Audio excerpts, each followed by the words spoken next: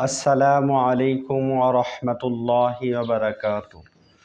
সম্মানিত দর্শক, আমরা আজকে আলোচনা করব স্বপ্নের ব্যাখ্যা নিয়ে। আমরা ঘুমের মধ্যে বিভিন্ন সময় বিভিন্ন প্রকারের স্বপ্নে দেখে থাকি। এগুলো দেখে আমরা বিচলিত হয়ে যাই ব্যাখ্যা না জানার কারণে। আমরা আজকে আলোচনা করব, আমরা যদি স্বপ্নে দেখি যে আমাদের পাড়া প্রতিবেশী আত্মীয় স্বজন কেউ জীবিত, কিন্তু স্বপ্নে আমরা তাকে মৃত্যুবরণ করতে দেখি, তার কি ব্যাখ্যা হতে পারে? এই ব্যাখ্যা কি আমাদের জীবনকে সামনে ক্ষতির সম্মুখীন করে তুলবে, নাকি আমরা ভবিষ্যৎ জীবনে লাভবান হয়ে উঠব, তার ইঙ্গিত বহন করে? তার আগে অনুগ্রহ করে সকলে আমাদের চ্যানেলটি সাবস্ক্রাইব করে দিবেন, যাতে আমরা ইসলাম প্রচারের স্বার্থে আরেকটু বেশি উৎসাহ পাই।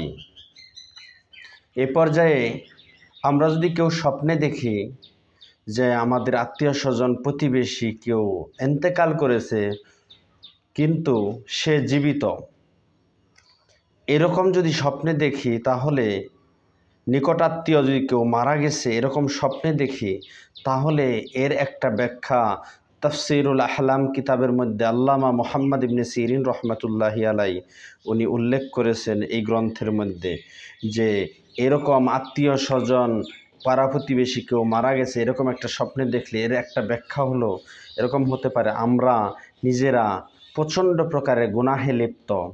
আমাদের এই গুনাহের কারণে আমাদের আত্মা, আমাদের দিল মরে গেছে, আমাদের আত্মা মরে গেছে, তার ইঙ্গিত বহন করে।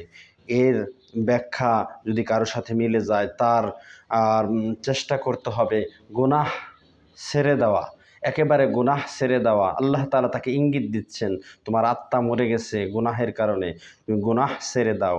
এই ইঙ্গিত বহন করে এই ব্যাখ্যাটি তাহারা গ্রহণ করবেন। আমরা যদি এমন একজনকে মৃত, এরকম প্রতিবেশী বা আত্মীয় স্বজন কাউকে মৃত দেখলাম, যে মৃত দেখার পরে আবার দেখলাম যে এইরকম মৃত দেখার পরে এর আরেকটা ব্যাখ্যা হলো যে যার মৃত দেখলাম, যাকে মৃত দেখলাম তার হায়াত বৃদ্ধি পাবে, এবং যে আমি আর আপনি স্বপ্নে দেখলাম আমাদেরও হায়াত বৃদ্ধি পাবে, এর একটা ব্যাখ্যা।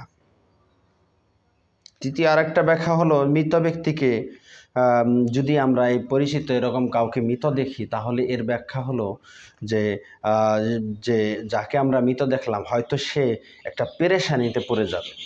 এর আরেকটি ব্যাখ্যা হলো সে হয়তো পেরেশানিতে কোনো ঝামেলায় জড়িয়ে যাবে এবং ঝামেলায় জড়িয়ে পড়বে, এর একটা ইঙ্গিত বহন করে। জীবিত ব্যক্তিকে আমরা যদি মৃত দেখি, এর আরেকটি ব্যাখ্যা হলো যে এর একটা ব্যাখ্যা হতে পারে জীবিত ব্যক্তিকে আমরা মৃত দেখি এবং তাকে কবরে দেখতে পাই, তাই সে কবরে চলে গেছে এরকম অবস্থায় যদি দেখি, তাহলে এর একটা ব্যাখ্যা হলো সে অচিরেই হয়তো জেলখানায় বন্দী হতে পারে, অথবা যে দর্শনকারী সেও জেলখানায় বন্দী হতে পারে।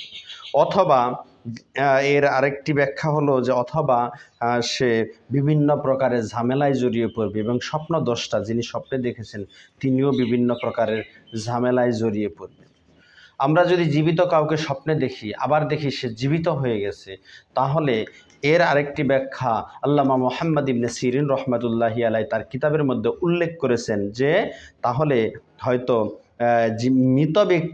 জীবিত ব্যক্তি মৃত দেখলাম আবার স্বপ্নের মধ্যে সে জীবিত হয়ে গেল, এর আরেকটি ব্যাখ্যা হলো সে ব্যক্তি এই জীবিত হওয়ার আরেকটি ব্যাখ্যা হলো যে আমরা হয়তো বিভিন্ন প্রকারের গুনাহে লিপ্ত আছি, কিন্তু শেষ মুহূর্ত পর্যন্ত আল্লাহ তাআলা আমাদেরকে এই গুনাহ থেকে ফিরার একটা ইঙ্গিত দিলেন। যদি আমরা জীবিত ব্যক্তিকে মৃত দেখি আবার দেখি সে জীবিত হয়ে গেছে, তাহলে এর ব্যাখ্যা হলো হয়তো আমরা যারা গুনাহে লিপ্ত আছি, আমাদের আত্মা মরে গেছে, আমরা শেষ মুহূর্তে গুনাহ থেকে ফিরে আসব।